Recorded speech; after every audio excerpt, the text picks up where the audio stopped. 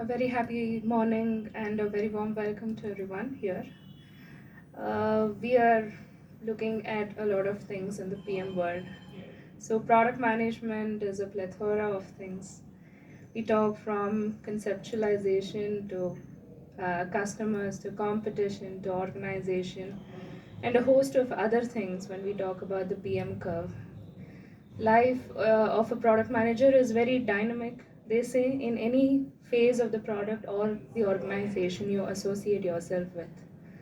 But today we'll be talking about understanding the value, and we will go towards delivery, talk about a little bit on the frameworks.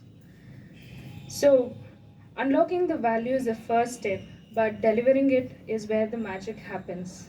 That is what we'll be concentrating today.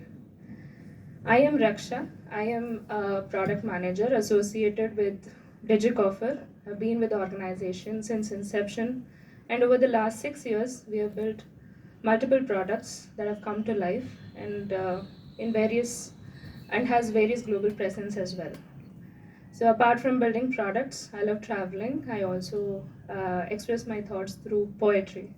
So happy to be a part of this as a moderator for today event, and I welcome you all. So, having said that, let's go towards the introduction of some of our speakers from the industry. So, today with us we have Shankar, who is a senior software architect at GE Healthcare with over 16 years of experience. He holds a bachelor's degree in computer science and an executive MBA in product leadership. His expertise lies in a plethora of domains like patient care solutions, global clinical workflows, embedded systems, and customer oriented mobile applications.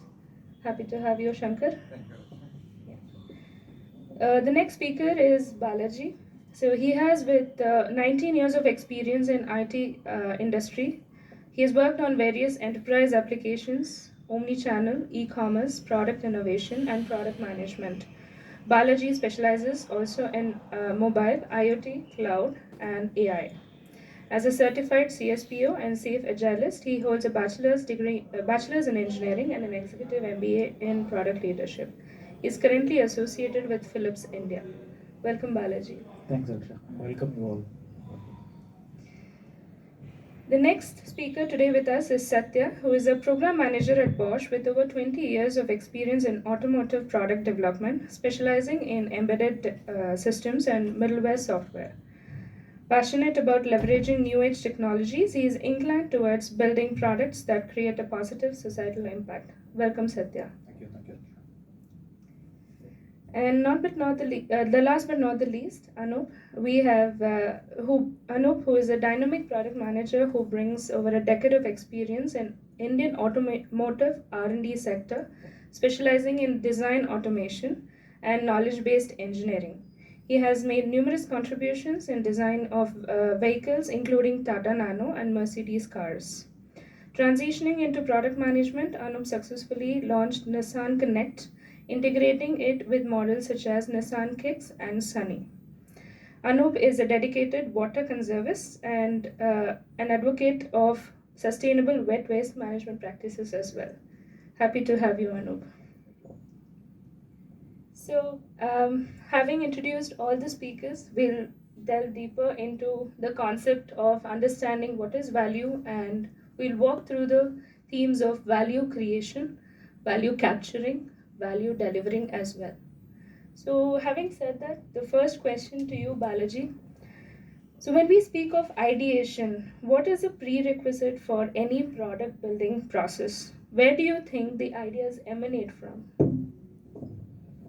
So, it comes from you, like on day-to-day activities, what you see and what are the pain points you have. Also, you can look at your surroundings, right? Your family members or your friends. Like, what are they struggling with, right? What are the pain points? Or what are the things that they are trying to do and unmet needs there? And also, you can look at some of the failed products in the market. So, why did they fail? What was the gap with those products, and how can we fill those gaps? Also, travel is one good way to look at, right? Like you can explore a lot of culture and say example, you can talk about Starbucks, right? So Starbucks was thought process came from the Italian coffee culture. Similarly, there are many examples, right? California burrito and the Chipotle chain in US. Similarly, you can think about many such aspects where you can look for ideas, and technology is one this thing, like generative AI. So it's a technology, and everyone is now trying to adapt and coming up with a lot of product ideas based on generative AI, and also EVs and other latest technologies like drones. So these are some of the ways we can look at for ideas, and more than searching for ideas, even if you have some thought process, there are some frameworks as well. We can look at generating ideas. Camper is one such framework. Okay. And more than generating ideas, you have to make sure that it is very desirable. So basically, there's a need in the market, right? And viable. Do you have a viable business model Right. for that idea, right? Can you sustain profitability and also feasibility, right? So you can talk about a lot of ideas, but again, is it really feasible? Or do Right. we have the enough skill set or technology? So these are some of the ways we can look for ideas and come up with ideas and see if it really applies in the today's context. Yeah. So you are talking that you were mentioning about feasibility, sustainability. So not only that ideas are actually important, but an idea validation is also important, is what you're trying to say. So, and you also mentioned a couple of problems or pain points that we need to look into. So the ideas, then comes the pain points that we want to look and solve for. Correct. So having said that, Shankar, so how do we decide on what or whose problems need to be solved?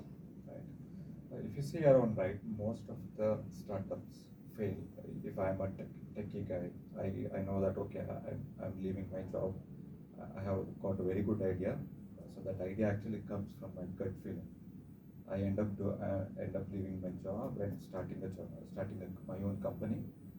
Then after some days, I found out that there are no customers for my company, because whatever I envisioned as a company or a problem that it is going to solve for the customers, but that market itself is not existing. So as a startup, most of the startup fail in understanding the customers and understanding the problem what they are solving.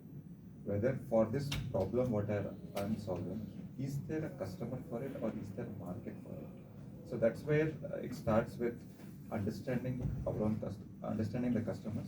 It usually starts with having set of people who are having a common lead or common challenge that they're facing.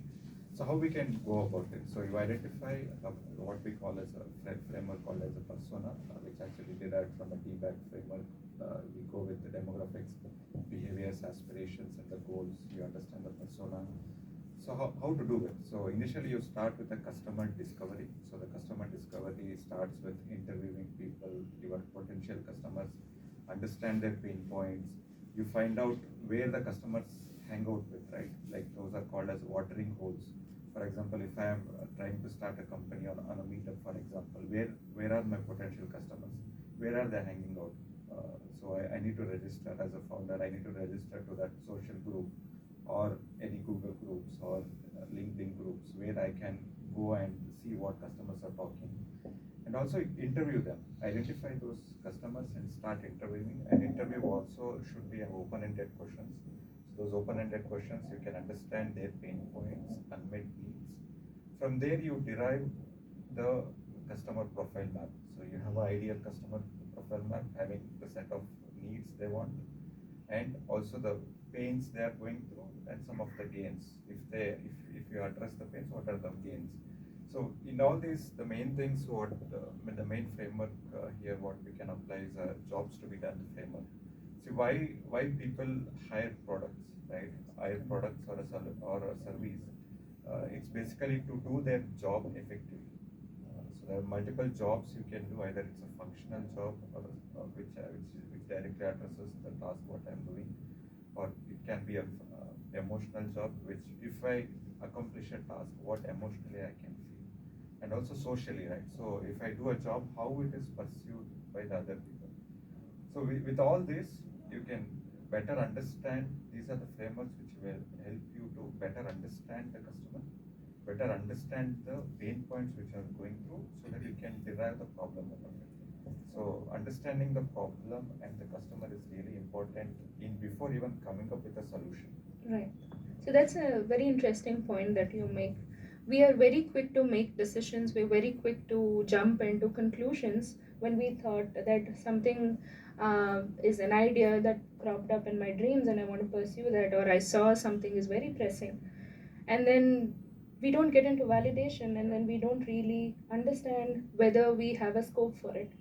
So, the whole point of understanding the value and the whole concept behind that is understanding the customer, the pain points, and most importantly, the jobs to be done. So, having said that, Balaji, we've seen the ideation, then we have seen that the problem. So, do you think that now that we've validated the problem, how do we know that there is a market that really exists, and how do we go about capturing the value? Yeah, so is what Shankar was saying, right? So once you have these interviews done, you can get a lot of insights from these interviews, and you can theme them, right? You can code some of these feedback, whatever you get from the interview. I can come up with some themes, right? The broader themes that are coming out of these discussions, and this is what we call as thematic analysis. So you can do that. Also, you can look for opportunities based on this thematic analysis. You can do a competitor analysis to see what competitors in this area are already doing. Are there any gaps? Is this something that we can fill the gap? So that kind of a opportunity analysis, which we can call as competitive analysis, you can do. And also you can look at the trends, right? So a lot of consumer trends you can observe in the market. It's more of a secondary research you can do. What is going on in the market? Say particularly sustainability is a big theme that is happening in the market, right? Like any products you sell, people started focusing on sustainability aspect of it. So can you bring these kind of trends in your product? So that is, these are the ways you can do identify opportunities.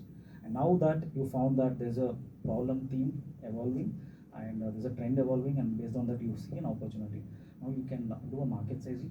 So typically there are a couple of ways you can do a market sizing, say a bottom up approach, a top down approach. So first you see, for this problem or for this product, whatever you are trying to create, what is the overall market size, right? Globally, right? Or in the region where you want to operate, say for example India. So what is the total market size of the segment whom you are looking for, and how many users you can target within the market size, which we call as total addressable market, right? So from there you can go to a level deeper, which is serviceable addressable market, SAM, which we call. So see with the regions where you can reach, right? So you cannot reach all over India because you are starting up, right? So just focus on a few regions and few segments and size the market. And also next is look at the competitors. It's serviceable obtainable market we call. Look at the competitors and see what competitors are already doing, and you cannot target the complete market within the regions you operate, whereas you can focus on a particular percentage of market. That's how you can size the whole opportunity and for the product. Okay? Okay. So you are talking about a couple of approaches, a top-down approach, a bottom-up approach, where we slice and dice the market. So we see a big picture as to how much potential that this product actually has for a relevant market in terms of competition, in terms of customer base, right? And also in terms of companies' resources, right? So if we don't have the resources to cater to a market, then we cannot actually get there. So scalability is also an important factor to consider, you're saying. So that's good, thank you. So having said that, Anup, as we launch our product, for example, we have done this, we have come up with a minimum viable product, we've thought about a solution fit, a market fit, we've gotten all that, and then we're ready to launch. So as we launch a product, what do you think are the strategies that you would recommend in building brand awareness and driving the initial user adoption? Sure. Before that, I would like to touch upon what Shankar said. It's pretty important that we identify the right problem to solve for, and that's where most of us, that's a very good point that you brought up. So, you should know what problems is the market ready for. So there is a framework called Double Diamond, which you can actually explore and see whether you can converge into the right problems to address for this particular solution. and then bring out the solution and feed the market for the launch aspect that you are probably trying to dig further. So yeah, so I think launch is one of the critical aspects. So once you have a product solution ready, once you want to hit a market with an MVP, you need to know who your customer is. You need to know your customer. What are they looking for? What real problems are they are they facing today? How can your solution address that? And the other aspect to it is like how your competition is already serving some of that. Are they having some alternatives today which cannot solve their problems? So once you have this analysis already done with your back analysis, I think you mentioned that earlier, right? So you have a picture of how these people are going to solve this problem. So maybe your solution will be slightly better. You kind of position it in a way that this is how your product is going to help, right? So my approach to launching is I think launch is the most important thing when it comes to a brand awareness. So that is where you should put all your marketing efforts. For example, I failed once trying to solve for a fuel automation project. I mean, we are trying to see how many people in India actually are looking to automatically fill their fuel tanks when they reach the petrol pump. We tried to do that with some of the vehicles and failed miserably because there was no reason for people to fill up the tank automatically and connectivity was just catching up that point of time. So I think we have to look at a couple of aspects there. Is the market ready to absorb these solutions? Is it the right problem that they're facing? Is this a challenge today? And then launch the product. And I think launches, I've been part of some launches like Nissan Cakes. Uh, I think that's one of the key aspect where you tell the world, okay, my product is going to address some of the key problems that you guys are facing Yeah, today. can you just give us a brief on Nissan Kicks and then Yeah, so Nissan Kicks is one of the premier SUVs that Nissan was trying to launch in India, and it was already there in some other countries. But we wanted to with Kicks, we wanted to actually bring a more, fashionable, more smart Right. product out there for young generation of people. So we are targeting a very set people who are just out of their college. They were trying to get into a, upsmart job. So this was our segment, and we wanted to capture it with fancy colors. So all the product definitions were in place. And for us, the most important thing was to launch it as a connectivity feature because connectivity was just catching up, and we had some inbuilt telematics in the vehicle. So how do we articulate that and tell to Right. people that this is something that you can use? You can sit in your home and start the AC from the car. Right. These are features that we were not aware of, many of Indian customers. So Right. to bring that awareness to the market and how people can connect it back. So that is extremely important, and I think a big launch event can actually help that. You bring the right people to the stage. Right. You bring the right people who can talk about your product, who can do word of mouth campaigns later via Right. articles or via how. So I think that kind of resonates, and if you have positioned the product in a much better way, like all these frameworks that will help us do that, then I think it's you are in a good position now to take it ahead to the market. And if the product is good, obviously the Right. customers will adapt to it. Yeah. Good. Cool. That was pretty insightful when you spoke about Nissan Kicks. So until now, we've spoken about how ideation and materialized So into maybe I understand. just want to add one more thing. So in this process, so there is one aspect that we also forget. You start a launch. You go to the market with a product, but there could be some friction with your product already. So this is the first initial couple of months is when you have to iron out all your frictions with the product. Maybe onboarding friction in terms of digital product, and in physical product there are many other technical glitches. So you want to make sure people who are trying your product initially get a hands-on experience to it, and then they kind of report it back to engineering. You work very close with engineering and iron out all these issues before you roll out the product to the mass. Because otherwise what happens is product gets to the market with all the huge campaign that you do, and then it eventually fails with small these Right. niggles will actually make it fail. So that's one point to say. Okay. Cool. So until now, we've spoken about how ideation germinates, and then we started with understanding customers.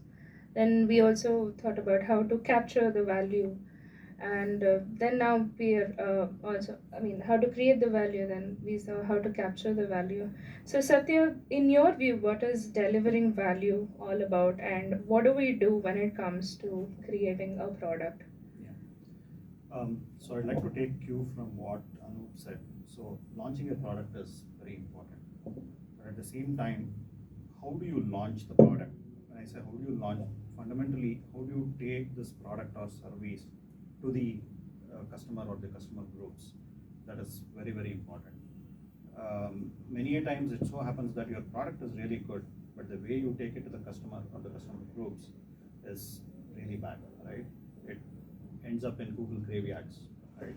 So, uh, so basically, when we talk about delivering value, it's more about the sales enablement and the kind of channels that appropriate channels that we use to deliver value to the customer or the customer groups that exist. So here, if you look at different products, for example, let us say we take an insurance policy, right? Historically, we have seen through agencies the insurance policies are sold. So if you look at the automotive market, so all our cars or even the commercial vehicles, they're all sold through different agencies. Um, Now, of course, the overall landscape is changing with the kind of digital technologies around. Today, the Teslas are sold through the internet, right? Or even with an app, you're able to reach the kind of customers, the digital savvy customers. So you have to really understand where your customers are, how they are enabled to um, reach reach out to your products, right? And based on that, you decide on what kind of channels you can adopt to really sell your products to the customer. Right. So that's an important point that you bring out.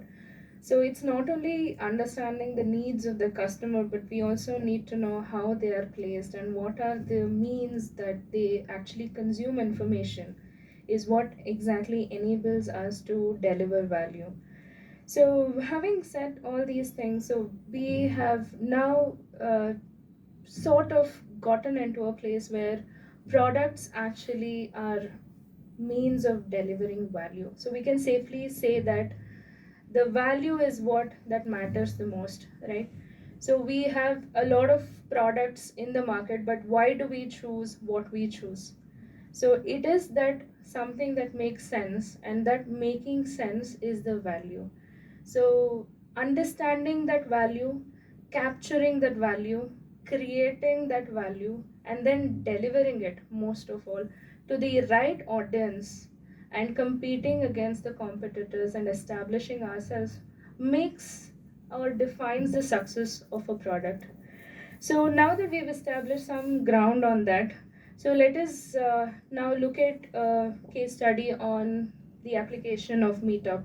So Meetup has enabled us to be here instrumental in conducting this event. So let's see how Meetup as an application actually went from understanding the value, what the customers think, and how it has been delivering value. A little bit in a little bit of insights into the Meetup application. So it was founded in 2002. It was inspired by one of the founders, Scott Hefferman's experiences to have an inclination to meet the neighbors in the New York City.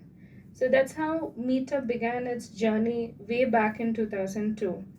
So, deconstructing the business model, that is what we're going to slightly get into the details of the Meetup app. So, this platform aimed to bring people together in real life based on common interests.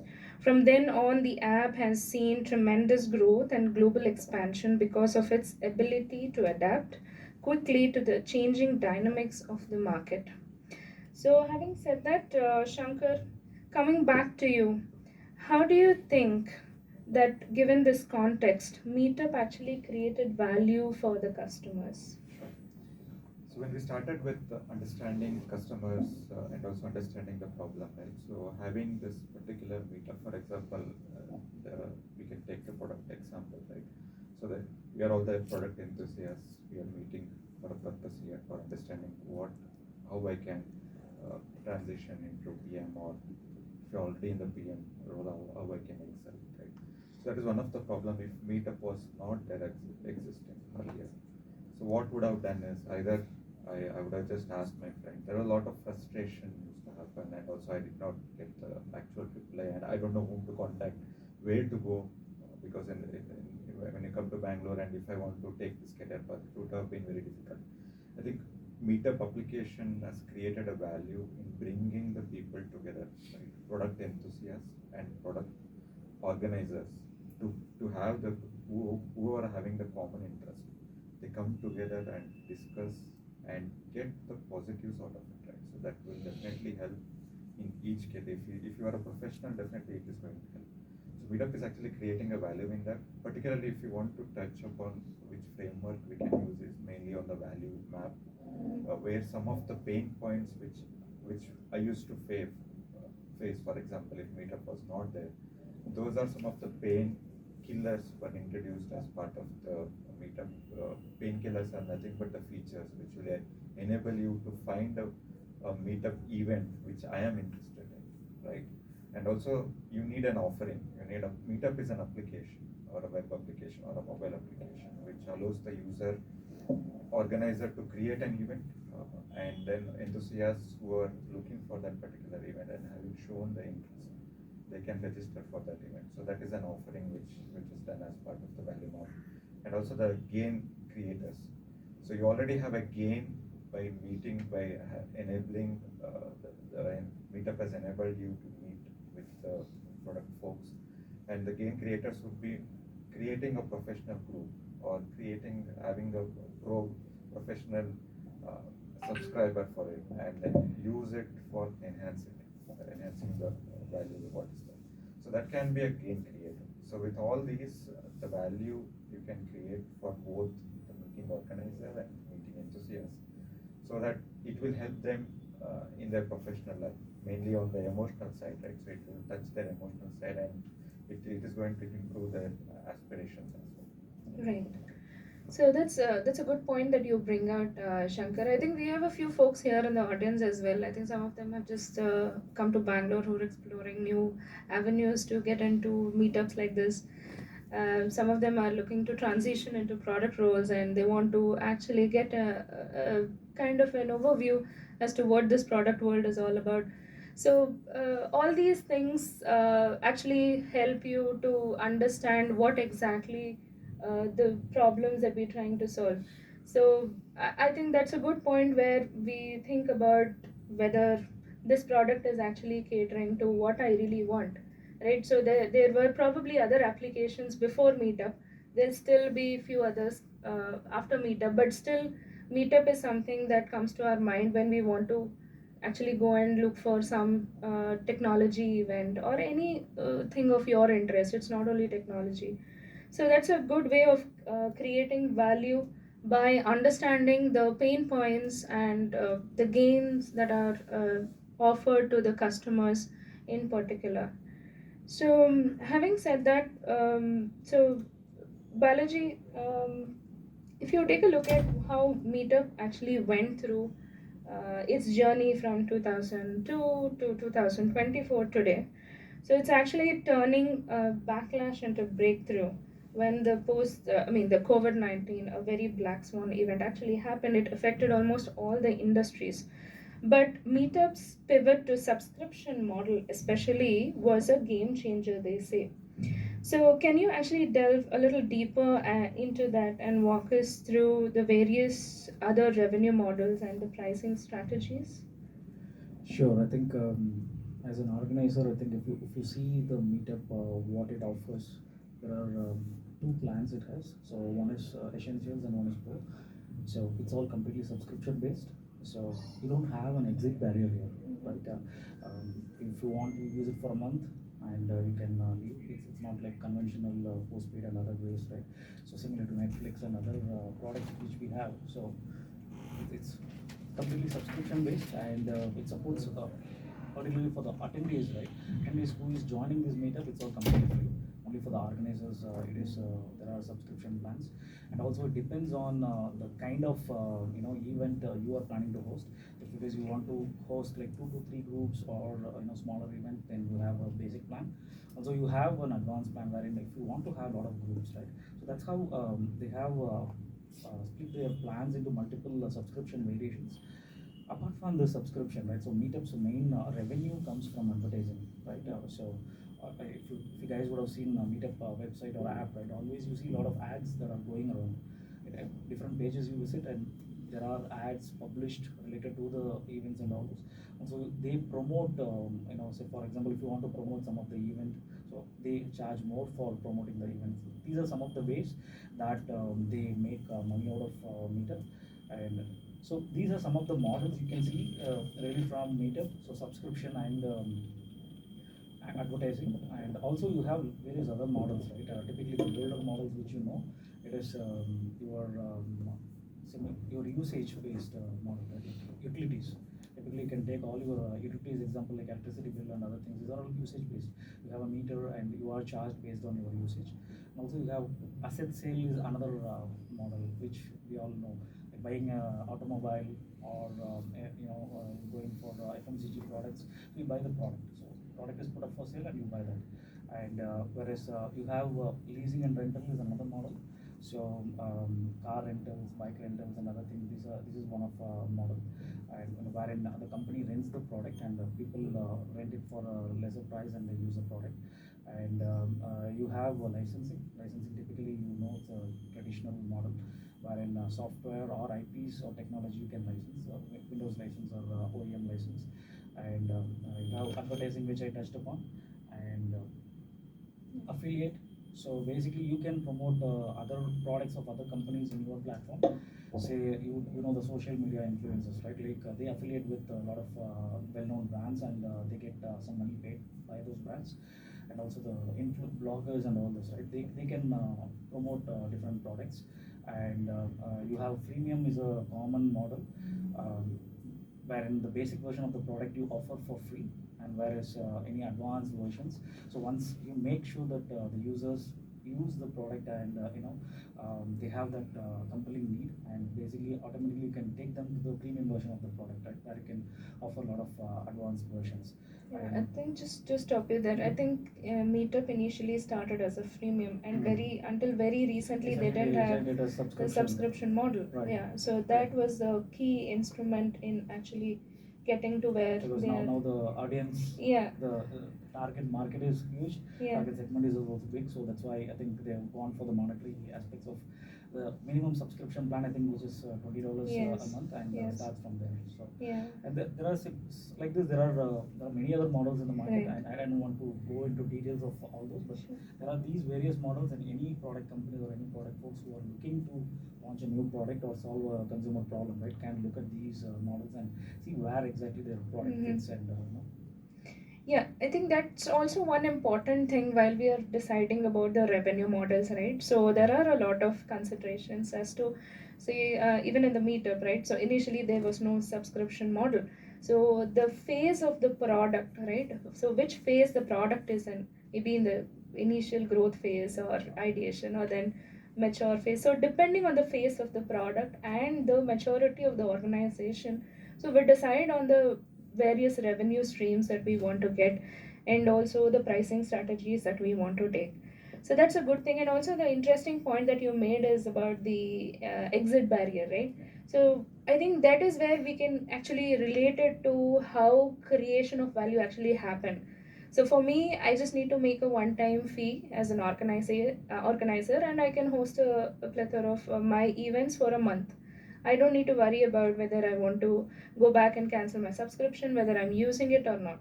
So I think that is also one aspect as a customer or an organizer. It actually resonates to creating a value. So I think that is a very good thing that you mentioned, Balaji. Yeah, thank you so much for that. So back to you, Shankar. So you were also mentioning a lot of things that startups fail and all those things. So we have some assumptions that we would have made, and we are validating by asking questions. We are trying to understand the customers. We are trying to understand the competition, the market, and all that. How do you think the startups can effectively test their hypothesis, the assumptions mainly that we make, to ensure that they're addressing the right customer problems then? Yeah, testing the hypothesis and assumptions are very important in defining whether whatever I'm developing as a startup, is it really addressing the pain point or not. So rather than developing the whole or investing huge resources upfront, and then after 1 year or 2 year you figure out that whatever I developed is not matching with what the customer is expecting. So for example, in the context of meetup, you can consider that, I think Anup also briefly touched upon earlier when we were discussing. So the meetup on a startup event, we can expect that more people will come if we set it up in Kormangla, because Kormangla is a startup hub within Bangalore. If we set it up in Whitefield, most likely you expect that the mostly the professionals who want to transition their career into product management, only those you appear, right? They can appear in the event. So that the fair assumption you can make is, if I launch a meetup event in Kormangla, the attendance would be almost more than 50% you can expect. If the topic is related to startup, so how I can test it, right? So even before I develop a meetup as an application, before offering to the customers, we can create a landing page, just a testing landing page, which asks the customers or create some ads around for the landing page, either through the WhatsApp or from the Facebook, so that everybody comes to the landing page, and then see, okay, if it's a Kormangla, and you can create a location-based advertising only for Kormangla, who are around Kormangla, and they can come to the landing page and register. So you can test that hypothesis, how out of how many people really come to that landing page, how many click the register. So all that can be tracked. So that is one assumption you have to come up with a hypothesis saying that, okay, 50% of the people have come from Kormangla. So based on the data, so you can identify whether it has really happened or not. So that's all the quantitative analysis we can do. Define the metrics, like have a predefined goal, like 50% from Kormangla will appear, whether they really appear or not. So those are some of the results you can validate. So there are many things, many experiment techniques are there, like prototyping. There is a term called prototyping, where you fake it before you make it. Right. So that's the one which is actually flying in the product world, where even before, if you want to develop a vending machine, right? So even before investing money into how the smart vending machine looks like, you can fake it. You can search in the YouTube how a fake vending machine can be created with the prototyping. So with minimal amount of time and the effort and also the money, you can easily find out whether the value through the prototyping, I am creating a value for the customer or not. So you can validate that. So prototyping is one. Next is MVP, minimum viable product. So before even jumping into creating the big bang of features, you can create a very small MVP, and that MVP should create some minimal value for the user, whatever we are thinking as a potential customer. So the MVP is one, and also prototyping, anyway it will come once we know the customer and what they expect and what the problems needs to be resolved. If that MVP or the prototype is really addressing that problem or not, can be validated. And also there's one more thing called A and B testing, A/B testing, which can be used for testing. So all these experiments we can do, which will help us in determining, before even jumping and investing into that enough money resource, we can really validate and test whether the market is really responding or resonating with what I am offering. Right. Before even investing huge money. So you're basically suggesting a fail fast approach, so that you can validate the value that you have created, and whether that value is actually resonating among the target audience that you have selected. So that is a very vital information that actually one, especially the PMs, need to keep in mind, that we are very swayed by the classy things, something which is flashy, something which resonates for a very small period, and we want to get into that, build it fast, build it heavy, build it big, but without even realizing that whether it is actually resonating. So that value, whether it is being communicated or not, the value that is created is an important thing. So Yeah. I just wanted to add something more what Shankar said, like it's prototyping. So Right. typically, say I can take example from Philips, right? So we build mobile apps for consumer products, and it's becoming medical now. These consumer products are becoming medical now, and the usability and user experience, safety aspects are really critical. And so what we do is we do a lot of these prototype testing and Mhm. user validation, just to see the user really understand the feature. Are they able to really use the feature correctly, right? Okay. Because safety aspect is very important. If we have a hair removal device and if they don't use it properly, it ends up getting a lot of safety issues. Okay. So these are some of the ways through prototypes. I think you can really validate whether the people understand what we are trying to communicate. Right. And so the user experience aspect also we can measure, because once you launch, I think you can still measure, because Mhm. after launch also you can measure. But again, before you launch itself, you can measure some of these aspects as prototype testing. Right. Cool. So we've again traversed this path of understanding and creating. So Anup, let's talk about the art of matchmaking between the product and its audience. Can you explain how to identify and define the target audience for a meetup focused product? And also, what methods would you actually suggest to gain insights about the target audience that you have captured? Okay. Frankly, there's no shortcut. so, so I think the first step here is to know, who are your customers, right? I mean, the KYC thing, what is very famous. So you need to know your customers, whom you are actually serving, and what are their aspirations. What are they? I mean, I think the back kind of covers to it, but as a person who is rolling it out to the market as a GTM or a marketeer, you also need to understand them separately. So one of the first things that you should go is probably become, I mean, in context of meetup, if you're asking that. Right, yes. Yeah, so probably you should become a moderator for few of these meetups and figure out, what are the pains that a person actually goes through. Using some of the alternatives like meetup.com or many other products, and figure out, what is actually happening. Is there some problem with the existing tool? Are you facing it, or is the organizer facing that challenge? Is the people who are coming for the meetup facing those challenges? You figure that out by yourself. You be on the ground, you get dirty, you do all sort of things as your primary research. That's the first step. So once you figure that out, the next step is going to pick up some of these critical stakeholders, as you say, uh, into your room, and have a focal discussion, have a one-to-one discussion to understand in more detail the points that you articulate as your possible solution, or maybe what you envision as your product is going to be. Because at this stage, you have a product, maybe it is not ready to be rolled out. So you need to figure out if these are the pain points that you want to address. You want to get it from the customers. I feel this is something which I really want to address. Let them say that out to you. You have capture it as a word pattern which you can use later in your commercials or advertisements.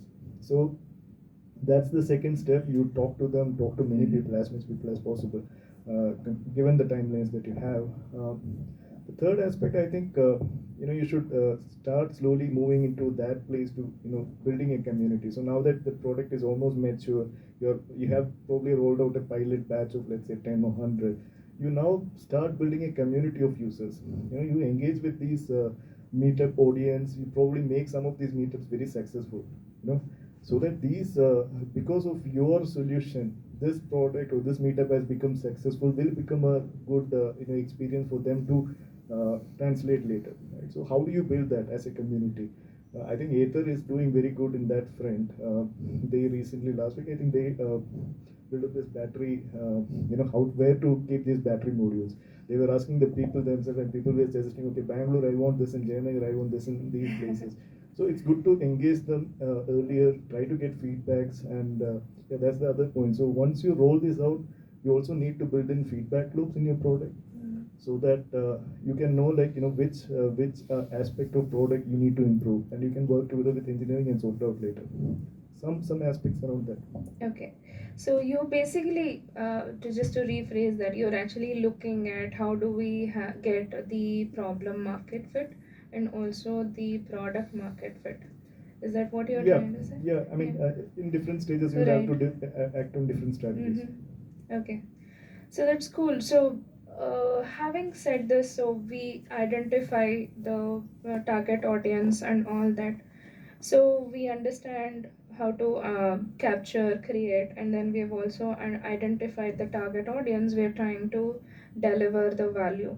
So we've communicated, and then when it comes to delivering, so do you want to, Satya, do you want to talk about the approaches where we can take to deliver these promises or delivering the value to the customers? Sure. So, I think in the last 25, 30 years, human beings have been the most nomadic, I would say. We have been crisscrossing the world across, right? So, like Shankar said, when we go to a new place, we have to start from the word go, right? Ground zero. So that is where I think platforms like Meetup make a lot of sense. So it becomes so easy to find people with similar interests, and if you don't know something, then you can really reach out to people who are doing things very similar to you. So Meetup has been very instrumental in building communities around, right? So if we look at how Meetup has been able to deliver values, they have been able to really group as to what kind of communities or main groups that they could create, so that they can easily reach out to people to deliver value. Of course, I think in the age of internet and mobile communication, it's been quite clear that they reach out to the young crowd, right, in their age group of 20s to 40s or 50s, who are really interested to look around, do something which is quite different than what they have been doing on their own, right? Meet new people, try to learn new things.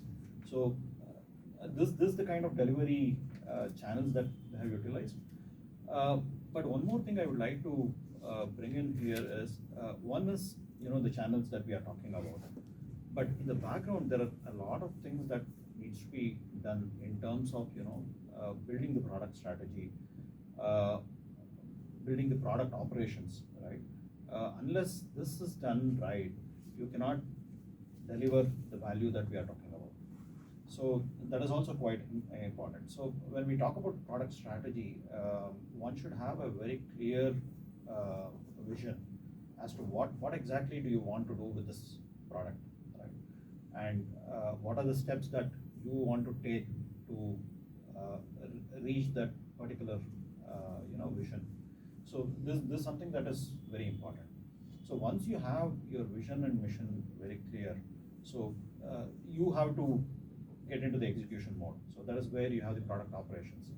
And as we know, requirements change again and again. So that is where we need to be agile to understand the customer requirements, what is changing around, how the competitors are behaving. So based on that, you build on, okay, what kind of product roadmap that I can have, what kind of feature sets that I need to release at a certain time window, so that I can create an impact to the customers and so on. So I would say these are some of the approaches that one can take to deliver value, Okay. overall value to the customer. All right. So, when we talk about strategies, the very most important and the most spoken about is the GTM, that is the go to market strategy. So, Anup, back to you. How does the customer feedback? So we talk about we've looked at different channels. So we can go digital, we can go a lot traditional in terms of distribution and delivering. So, and then this is an important aspect that you were mentioning, the customer feedback. So, how do you think the customer feedback influences the go to market strategy for for a new product rather, and what are the best practices to integrate the feedback Awesome mechanism? question. Thanks for that. So I think this is integral approach that we will have to take after launch as well. So most of the time, product managers fail to engage with the customer once your product goes big bang. You have a sweet set of customers. You kind of leave them there, laying bare. They don't have the support that they need. So what essentially will help these customers get more value or continuous value, and what brings them back in the subscription model is if you are able to support them continuously. And how do you support them? Some of these engaging customers could be very helpful in giving you those critical feedbacks, right? And putting those feedback loops within the product is one way. I think growth team, if you have one in your company, they will be rigorously following it up. But if you don't have a growth team, as a product manager, you can step into that vacuum, that gap, and try to get those insights from those customers. So whenever, let's say in our in Autodesk, we have this software called Fusion. So what was happening till now is like we had an insider community who used to give us some feedbacks in terms of forums. So these are like special set of people who are our early set of customers who we give early product reviews to them before it's actually rolled out into customer set. So what we have learned from that experience rolling out early to them and getting that feedback is they also tell us, okay, this part of the software fails. This somehow you haven't caught in your testing. Uh, so we take that very seriously. We have captured the logs from them, and now we also started doing. After these crashes are reported, we get back to these customers personally with a thank you note, sometimes even with rewards, telling them this really helped us. So giving back to those critical feedback people, and keeping them very close in your product development is one critical aspect. And if you have a feedback loop built into the product, nothing like that. Right. So you were saying that development should go hand in hand with customer feedback. It's a continuous activity. Right. Yeah. So the value delivery doesn't stagnate at one point. So it is a continuous process. So you have delivered something, you continue to deliver the value so as to retain the customer. So now we're just stepping into what is called as customer retention, right? So we have customers, we are acquiring customers, and to retain those customers, there is this continuous delivery of value. So I think that is instrumental. The feedback mechanism is very instrumental, I think, in retaining customers. So we are constantly analyzing, we're constantly realizing that the needs are changing. No, the thing is, like, Yeah. many times, product managers put a lot of effort into GTM, into getting Right. acquisition of customers, but they forget that there's also a churn which is happening on the other side. How Right. do you prevent that from happening? So Exactly. that's where this kicks in. So that leak needs to be plugged, and I think this is a very important aspect too.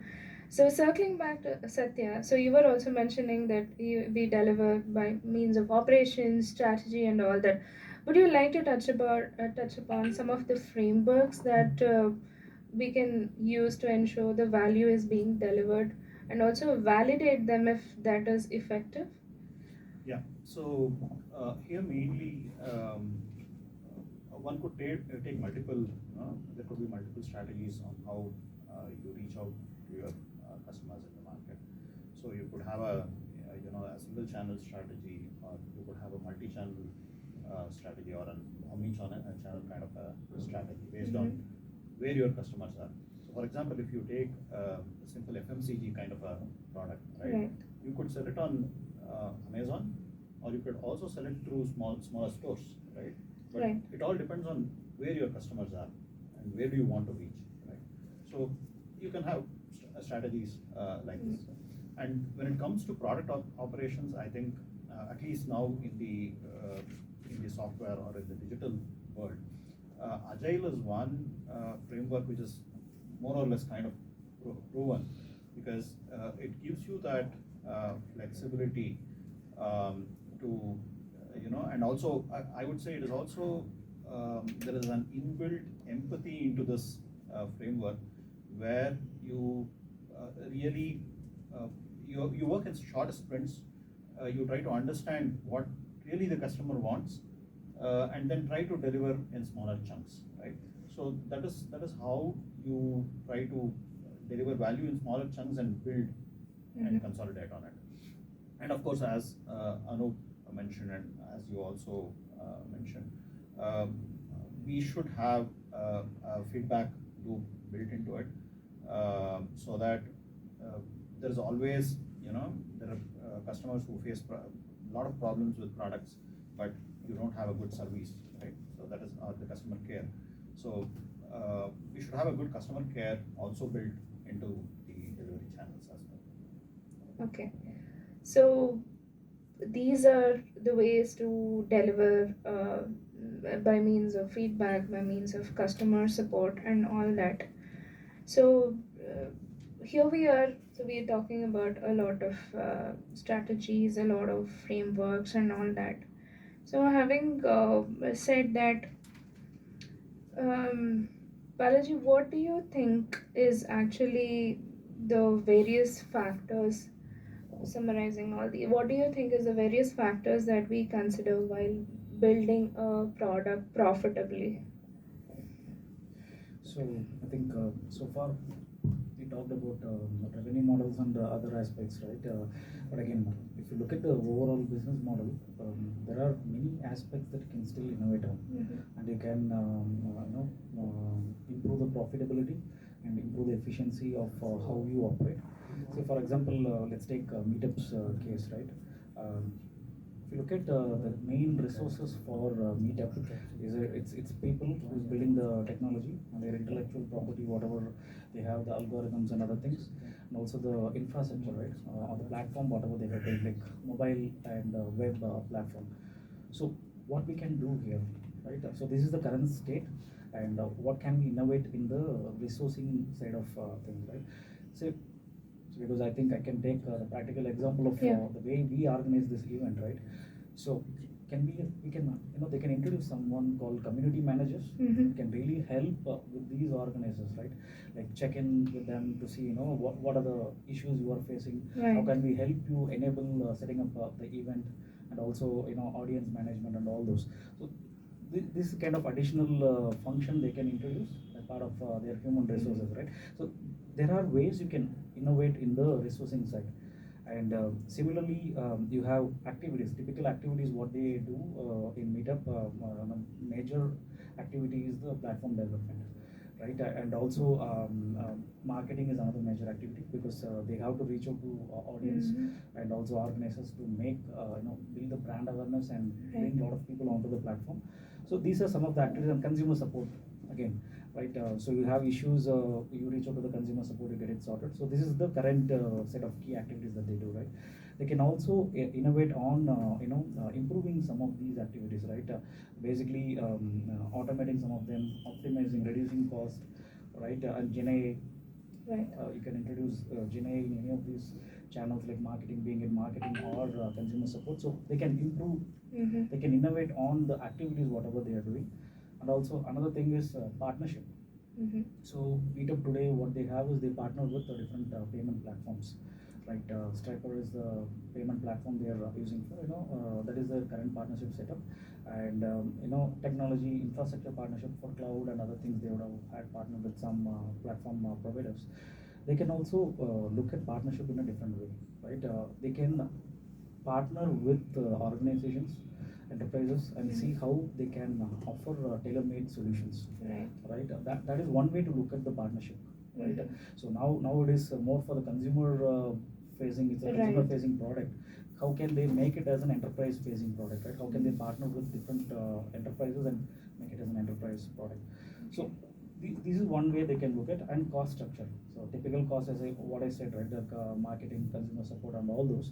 So can we automate a lot of this and reduce the cost, operations cost. So one side of it is the product value innovation, whatever we are trying to deliver to the end consumer. Other side of it, you can internally focus on your other operations, right? And see where all you can innovate. So this way you can overall improve the profitability and also the cost optimization, other aspects you can bring in for a company. Right. I think that's also a very good point. So, kind of when you speak about the other activities, right? I think community building, I think Anup was someone was mentioning, right, as a part of Meetup. I think they're also doing it, and I found a couple of communities for bike riding, and when I was placed in Hyderabad for some time. So, it is a new place. I want to explore different clubs and different activities. So that is also an important thing. Going to an event actually gets me into some other club, so I come back to meetup. That is one of the stickiness and things like that that a meetup is offering. So good. So that now that we have actually spoken about the various aspects, so concluding thoughts. So Shankar, back to you. So when we are talking about understanding, let's kind of converge on understanding the value. So what are your concluding thoughts on the theme understanding value? Yeah, mainly like see, initially when we start with the conversation with customers or our potential customers, right? There's always a saying that uh, think that you have to go into the customer shoes to understand what they feel, what they think, and what they say. So that really matters because any product which you are planning to build, understanding the empathy or having that empathy for the customers is very important because what they say is completely different from what they do. So understanding value, before even understanding value, you have to understand the customer environment, what they say, just understand the problem, what they're facing. So understanding problem will really help in defining what the value are coming with. And that is very crucial. So having empathy towards the customers, and then go in their environment and understand how they work, what job they do, and what they tell, then summarize and internalize, and then define the problem. So if you properly define the problem, that will really help in defining the solution for it, which will add value to the customer. What that value would be, like how they are solving the problem. They might be solving the problem in many alternate ways. How your solution is really different and having that unique proposition for the customer, and in it is also creating the gain for you while solving. So that is really important in understanding the problem and then defining the solution is very key. Right. So understanding the problem, understanding the value. So that is a prelude to creating a value. So your final thoughts, Balaji, on how and what about creating value? So, as what we all discussed so far, right? It's more about the main job they are trying to understand, do, right? There are many products that can already solve this job in a different way. Can we see if the core job or the emotional jobs, all this whatever we've been talking about, at least from the meetup aspects, right? Is it addressing, right? So, example, I can talk about organizer aspects, right? A lot of problems we faced. Right. So core job is done, but all the related jobs isn't Right. done. So this is how we need to look, as what Shankar said, look from the consumer perspective and see where we can create value, right? Just don't focus on only the core aspects. Look at all this. Many booking itself is a problem, Right. right? Meetup does not solve this today. So these are the ways you can expand your current offering into the related jobs and see what all value you can offer, Right. and create value for the consumers. Yeah, that's an excellent point of actually we tend to lean towards the core functional job, and we actually do not look at the affiliated jobs that actually come with it. Maybe it's the pain point, as you mentioned, of even communicating. So we had the trouble of updating the location, right? Even on the application we had problems. So I think when it comes to creating a value also, we need to think about creating a value, creating gains, and relieving the pains of other social, emotional jobs as well. That's a good thing. So once we've understood the value, created the value, so Anup, what are your concluding thoughts on capturing the value? Right, I think I can summarize basis what strategy the product is into. So is it a blue ocean strategy or is it a red ocean strategy? So I think if your product is fairly nuanced, and not many customers have experienced it, you have to be in the feet of a customer to understand their pain points. That's the only way to go about it and communicate that value back to them. But in a red ocean strategy, like I think meetups are like that, there are so many alternatives which you can look up to. So there, the go-to strategy should be to look at your competition and see where your gap is, where you can fit into as a product offering and resonate that messaging with your G2M campaigns and communicate that value back to the customers. I think that's the way to go about it mostly. Okay, so do you want to a little bit elaborate on some of the context that you have worked on? Maybe. So maybe over networking we can do that. Okay, all right. So cool. So having said that, so back to you, Satya. Your concluding thoughts on delivering value. So delivering value is all about combination of understanding value, creating value, capturing value, and of course going with the right channels, understanding where your customers are and how do they want to receive your product with the best value, right? So I would say it's a combination of all these concepts with which we can bring the best to the customer. Okay. So cool. Having said all these, so success means differently for different people. So success in product management isn't just about ideas. It is about how we bring those ideas to life. So bringing these ideas to life is in many different ways, depending on as we've discussed. It is just the tip of the iceberg that we could do a little bit of justice in the past 1 hour, discussing on how do we actually understand the value creation, capturing, communicating, and delivering it. So I think having said that, we need to understand the nuances depending on where we are as product managers and product enthusiasts. So, as we conclude, let's note that value creation is a dynamic process that requires empathy, innovation, and adaptability. I think we all spoke about it in different which ways. That empathy is the one. I think everyone speaks about when we talk about product management. So, as PM, we should learn towards striving and achieving that at different stages that we are in.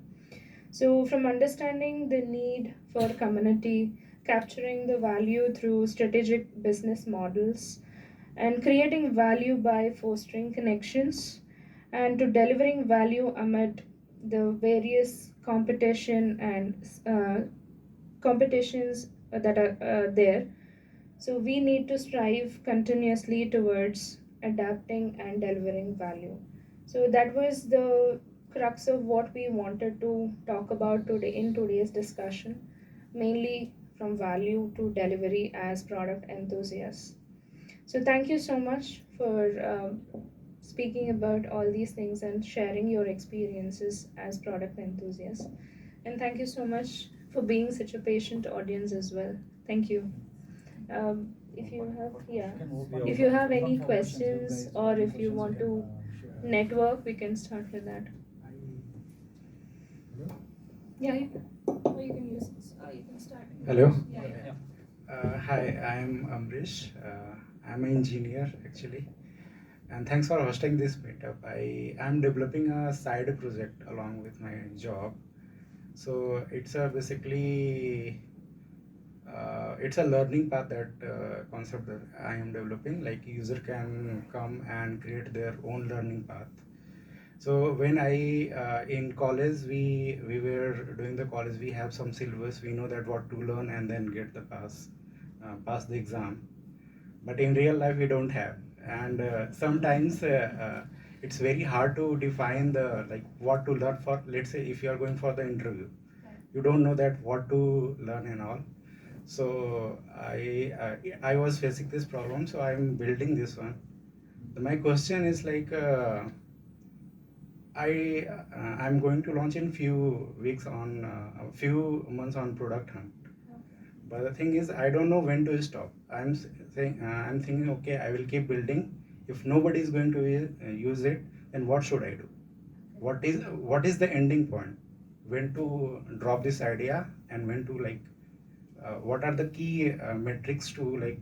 I know that okay, now I have to move ahead and keep on working on these ideas. Okay. Thanks. So, just to rephrase, your question is to understand when to stop what Yeah. you're doing. Correct. Okay, and then when to move again. Yeah. Okay. Correct. Anyone Yeah, wants I to- think it should be as quick as possible to the market.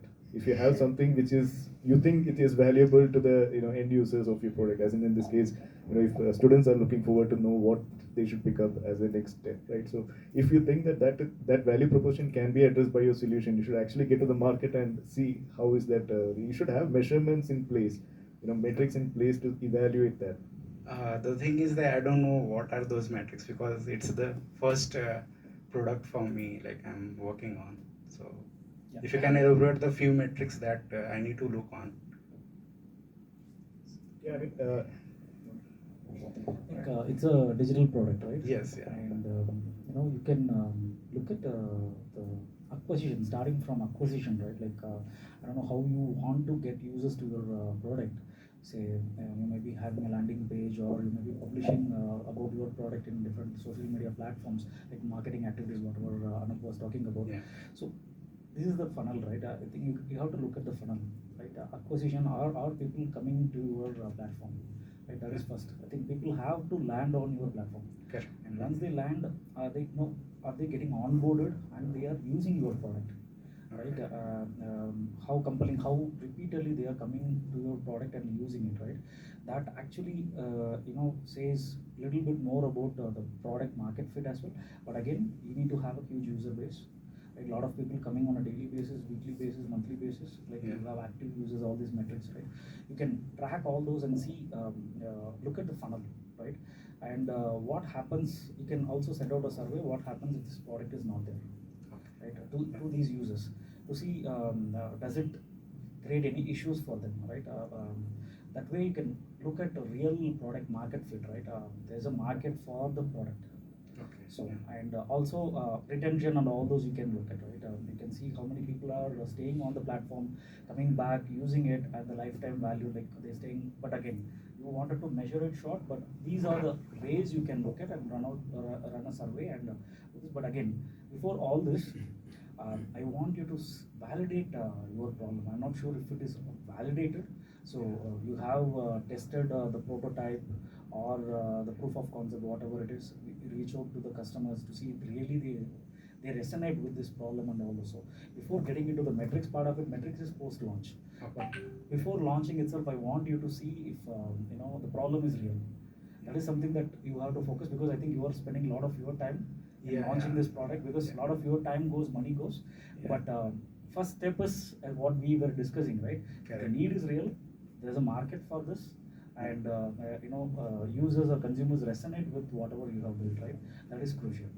I think what happens is the problem which I am facing might not be the same problem which is faced by many people. So it always this zeal of starting, which actually comes from gut feeling. Yes, this is the problem which I need to solve, and it's going to benefit. But unless we ask, okay, you ask your friend circle whether this problem is right or not. Okay, they say that since you are close enough, they tell us this is good, you go ahead. But ideally, you have to identify who are your target potential customers. So those customers you identify and ask them whether is it really creating a value for them. If you are using it, if you have some prototype, show it to them and validate whether they are resonating with that problem and is it creating a value for it. So once it is done, then you get some confidence and also some of these MVPs. Initially, even before building the whole product, what are those top 2 or 3 problems which really needs to be addressed immediately? Those are some of the unmet needs which needs to be addressed immediately. For those, you create an MVP, test with the customers, get that confidence, and have those customers using it, right? And get that feedback mechanism. Even though if it is 1 or 2 customers who are actually using your system and giving that feedback.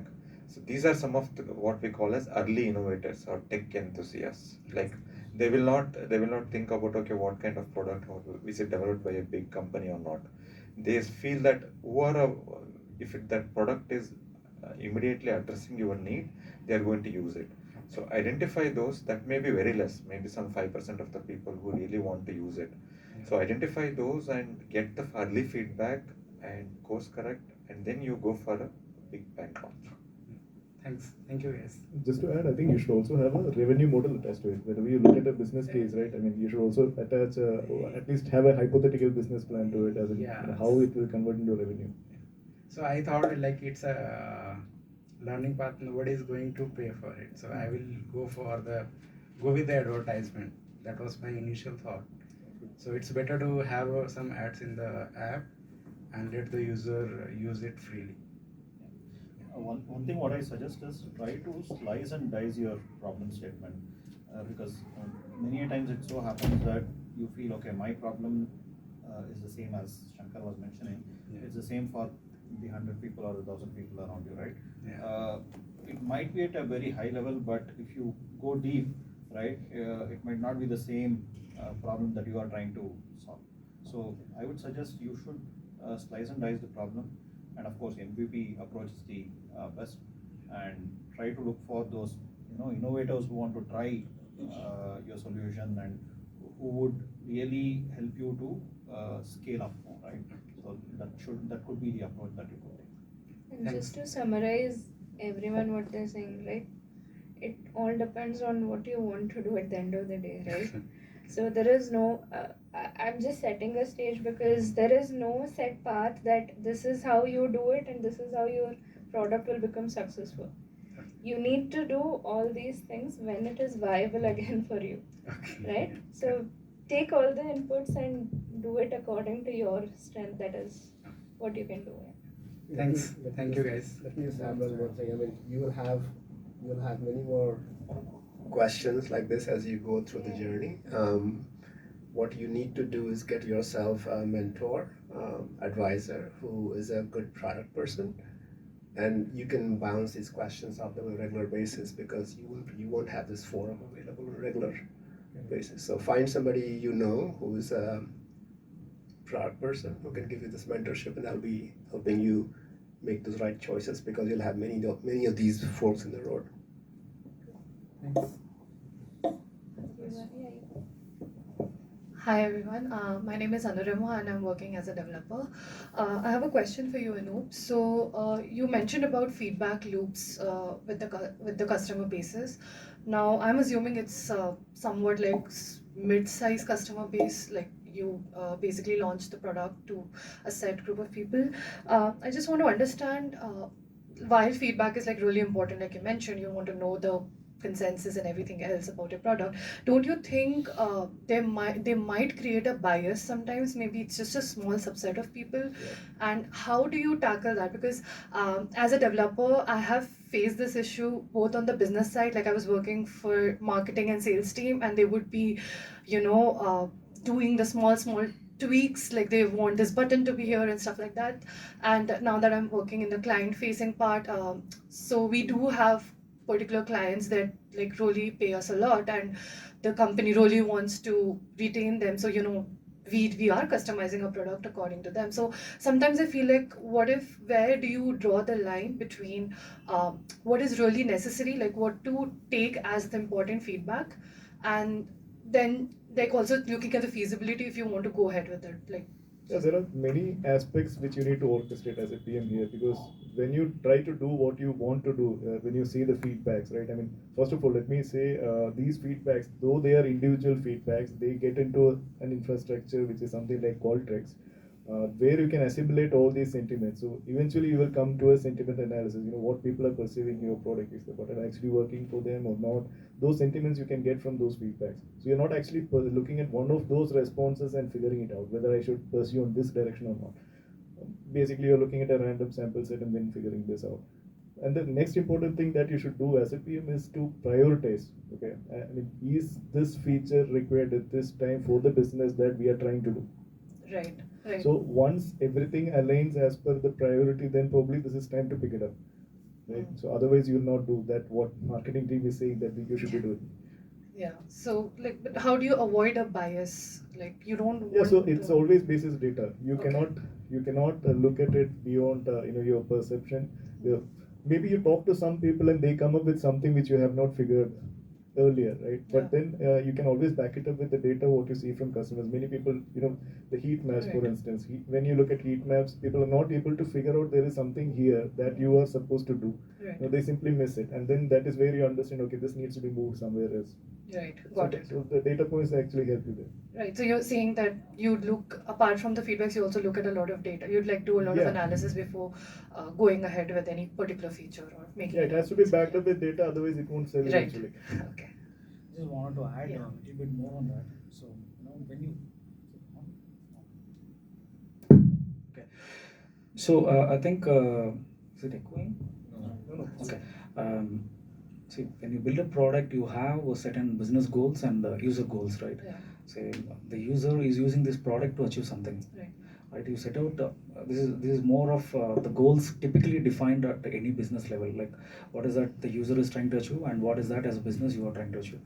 And you can run all these surveys or feedback loops, whatever Anup was saying, right? But again, you need to tie it back to those goals. Right. Is it really aligning to our broader strategy, right? User goals or business goals or your strategy? Right. If it does not align, you can look at this, but again, you have to holistically look at is this something that you are looking for, right? So tying back to this one level above as a user goal or one level above as a business goal really helps you to see whether if it is aligning to our roadmap, right? Roadmap or strategy and all those that can easily guide you if you want to invest your time on particular feedback that you're getting from the consumer. Makes sense. Got it. Thank you.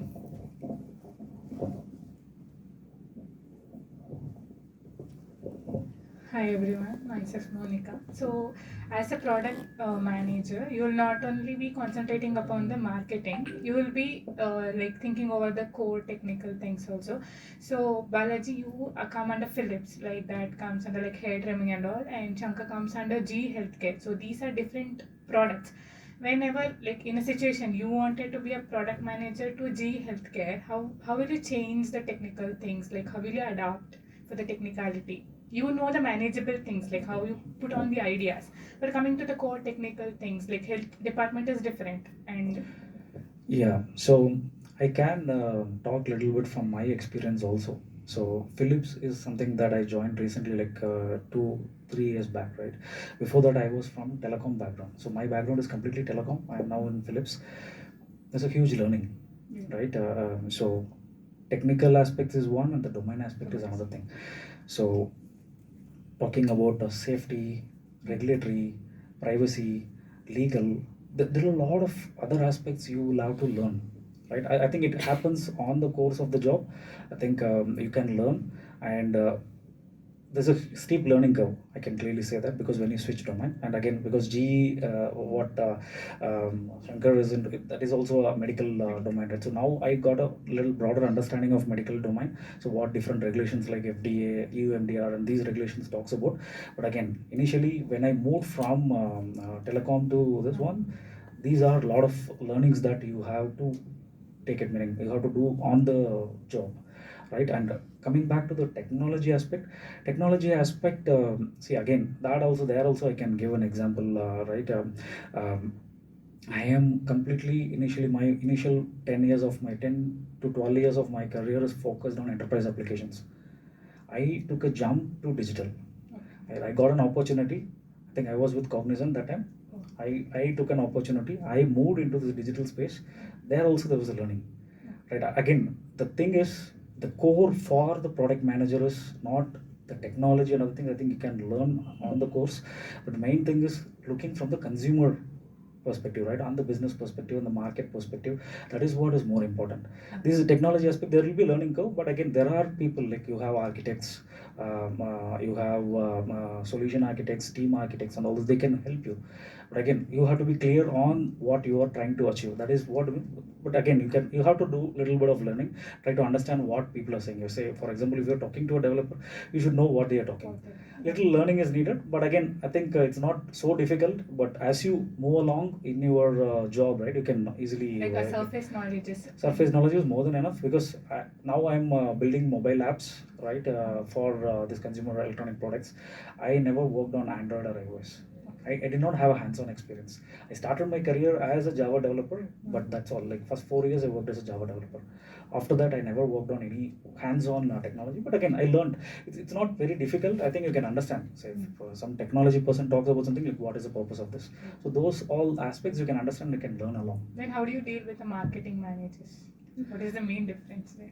Marketing managers, they don't talk about technology, Technical. right? So technology aspects, if No, you like how do you deal with them? Like whenever you want to promote a product, Hmm. so there will be like client will be asking, what about your views on product manager and what is the view of the marketing manager? So Yeah, how do so you overcome? if it all ties to the broader business strategy, right? So if you are going to launch in some market by a specific time, and you have to stick to those timelines because they have, it all aligns to your P&L and other aspects of your business as well. So that all you will get that view from the business strategy, right? And business strategy and product strategy. Marketing managers, the main challenge what I have faced is more of the requirements issues, basically because say for example I can take my Philips example itself, right? Like currently we are building a connected product, right? And it's been in development for close to 9 months now. The marketing guys are coming back saying that they are trying to sell this product at a premium for 100 euros more, but again the proposition as such is not so heavy that they are little worried that the consumer may not see the perceived value of 100 euros from your product. That's why they are pushing back on a lot of new feature introductions, because they wanted to publish this as a claim and get the consumers to buy the product. So there is a huge pressure coming from that side, but again you need to see what is really critical, because you cannot launch everything. So MVP is an MVP. So you have to go what is really critical and then build on top of it. That's how these kind of a lot of pressure comes from marketing team and the sales team. But again, you have to take a stand to see what it's really valuable for the customer for as an MVP. And but again, you cannot just simply turn down whatever you are getting, right. You have to see there is really valuable, and they feel that because if consumers are not going to pay 100 euros for your product, then even launching the product nobody will buy, right. So that is these are some of the aspects you need to consider in prioritizing the features and stuff. A few words to add. So I would say, as you know, the technology is also changing very fast, right? Of course, we have to catch up with technology to understand, to get a fair understanding of different technology elements. But at the same time, there are also certain horizontal skills that, as a product manager, you have to develop. I would say the art of questioning, right? So that is very important. You ask the right questions, you try to dig deep. So that is how you can get to know more in different areas that you interact with. So the main thing will concentrate upon the like product, what marketing or like price. Like whenever you come to the like example, taking the one Meesho app and one Myntra app. So the one product they'll sell it for the like same brand you say, like if it is going on marketing is increasing here, the same thing like the price will be less also. So like you concentrate on more on marketing the product or the cost also, like whenever it is the final thing. It depends on the strategy. Strategy. For example, if we are directly competing with the competition, either you reduce the price and see whether it is really resonating or not. So, or if you want to, it depends on also the number of customers. If the value ready to pay, willingness to pay is more, definitely you are going to price it higher. So the Why based on the the requirement. price is higher? Because the value they are getting from the product is high. So that is one thing. And if you want to answer, I want to answer the other question about the PM, right? So as a product manager, you have three things. One is business, one is customer, and the technology. So for the technology, you may not go very deep into it, for example, because the technology is rapidly evolving. You see that AI is coming up, and now everybody jumps onto AI, and you need to learn. So there is no other way. AI at a high level, you can definitely learn. You may not go deep into code level. Okay. And understand what it is, but at a high level you should have understanding At of least how to a understand technology the works, technical terms, how what the developer is a doing. cloud works, or how a generative AI, how a LLM works at a high level. That should be sufficient, because you will be more closer to the customer, right? And for the technology team, you are the customer. So if you know very well about the customer and the business and little bit of high level technology, these three things are good enough to follow product management. So as a PM in some company, like how frequently you will be in contact with the customers? Definitely, no. On a day-to-day activities, definitely we need to have a contact with the customers, because if the product is already in the market and it is being used for the customers, definitely there will be a feedback mechanism. This is working, this is not working. All those things will definitely come. As a PM, There are some, because it depends on the company also how it is set up, because each region or a country will have a region leader, and as a PM you are going to talk to them, and also field service engineers who are actually servicing those products, and they will be giving you the feedback. So you will actually learn from all those inputs and say whether, okay, the real products which we have installed, is it really working as expected. So definitely these are some of the channels where you get the information about the product which is installed. Just one thing I wanted to add, not there different companies, the setup is a little different, right? If you look at Philips, there are product research consultants, right, who are primarily consumer facing, but you will have to help them to define like feedback if you wanted to understand, right? Setting up the survey and setting up some user study or product validation, but everything you drive it. But some companies, bigger enterprise, you have different folks who are there to support. So sometimes, yeah, majority of the companies you will have to talk to the consumers, right? But there are setup wise it differs. Companies. Yeah, I think there's a new term now: PM-led organization or PM-serviced organization. So you all have experience and you're telling like giving suggestions. So if at all like I'm considering as a fresher into the PM, like what are the interview can expect from me? We can take it. We'll discuss. We'll call this a session because I think everyone else is also waiting. Sorry. So we will discuss. I mean, maybe as a network, one-on-one we can discuss. All right.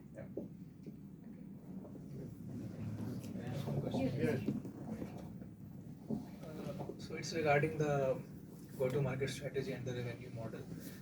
So let's say I am a small startup, maybe single person developing a product. Then how to like put the revenue model in that case, considering my product is focused on just one particular functionality. So for example, let's say in Paytm we have this payment feature which is quite core to the app, and like if we remove all other features from the Paytm app, Paytm Mall and everything, just the core feature. So let's say I'm developing a certain kind of app, then how do I picture the revenue model? Should I place the core functionality behind the paywall because that's how I would earn? But on the other part, it will also impact the customer because they have to pay for the thing. So that is my question. So before we proceed, what exactly is important as an application? There are certain things. What exactly is important for you as a single person organization, and what exactly is important for the customer base that you're building for? If you can answer these questions. Okay, let's say it's 2010. People Mhm. are still using cash for payment, Okay. and I have this app where I where I enable digital payments. So that is just the functionality of my app, and I am a single person developing it. So now the question is, should I put it behind the paywall? Yeah, so maybe I can just take that. So that's what Elon Musk did with Tesla as well. So Tesla, when it was getting introduced, it was like there was not many EV technologies out there, right? And what he did, one tremendous strategy, what he did was like he open sourced the entire EV technology. He made it accessible to all the stakeholders, so that there can be a marketplace out there with many EVs. So you just cannot win alone. If you have some proprietary technology with you, you just have to distribute it as well, or maybe you'll have to distribute pieces of it, because there will be other people who can actually build similar software, so that there is a marketplace. Because if you don't have market, if you don't have customers ready, you cannot sell anything. Okay, if Like in this case, you mentioned that you want to go digital, but the people are already using physical cash, right? If the digital enablement is not something that people are not used to, if there is not enough UPI, point of sale machines, you're not going to reach there. got it, thanks. Maybe we can take it off. Yeah.